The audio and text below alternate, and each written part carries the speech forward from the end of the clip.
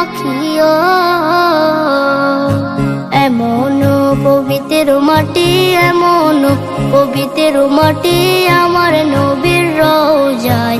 তোমরা যদি যাও গো মদিনায়, তোমরা যদি যাও গো মদিনায়। ইয়া রাসূলুল্লাহ ইয়া হাবিবাল্লাহ, ইয়া রাসূলুল্লাহ ইয়া হাবিবাল্লাহ।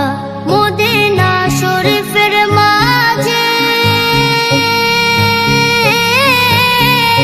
বেহেশতের বাগান আছে, সেই বাগানে শুয়ে আছেন, সেই বাগানে শুয়ে আছেন প্যারা নবী মুস্তাফায়।